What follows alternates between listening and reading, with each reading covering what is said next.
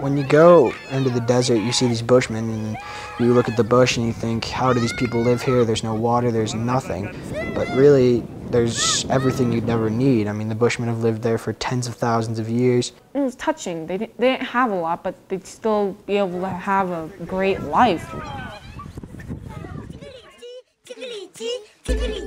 One of our guides just pulled out this big, colorful thing of like lollipops. To them, that lollipop was like a Christmas present. The huts really were just big sticks that they had found, and they'd stand them up and they'd put them in clay so they'd all stay together. There was a bunch of kids, they were all just sleeping in the dirt. I mean, there was one mattress, I think, in the entire place. But I just feel bad because the winds would blow and they'd be cold. We're all standing there in our jackets and we're all freezing and shivering, and there was one boy who had a bad cough and he was just wearing a pair of underwear, and then there was other kids that were just wearing like very thin t-shirts. You really felt like obliged to just send them all these clothes, so when we got back we kind of gathered up all the clothes that we don't really wear anymore and we sent it to them. One of the Bushmen decided to take us out on a walk, and we walked around for a while, and then she just stops and goes down to this little stick kinda and starts digging around it, and she pulls out this big gourd, and she gets a stick and she starts shaving off shavings of it, and then she hands it to me. At first, Wyatt's like, I'm not doing that. And then Mom's like, you're doing it. I have to say it was the worst tasting water I've ever had in my life, but it made me think about how much water we all go through every day and how much water we use. I mean, water's so scarce out there, but it's so plentiful here, and we don't really appreciate it. That is so weird.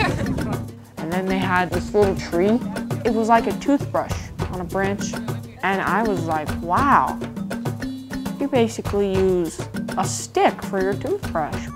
I was totally serious because their teeth were so nice and clean. One really big problem they have down there is a snake called the black mamba. It's extremely deadly. It's one of the most poisonous snakes in the world. And while we were down there, we had to walk around with these snake guards on, because if it bit you, you'd die right there. And these Bushmen are just walking around barefoot. Oh, this is not good.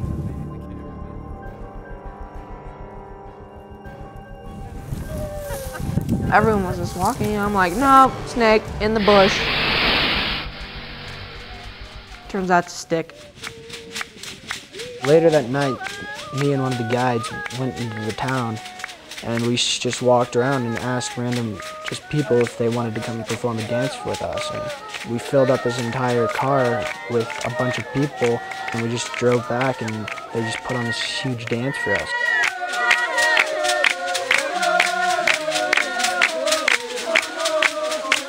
I'd sometimes be puzzled, what would the dance about? And then now I see it as, I guess, living, or being able to live with families and have friends.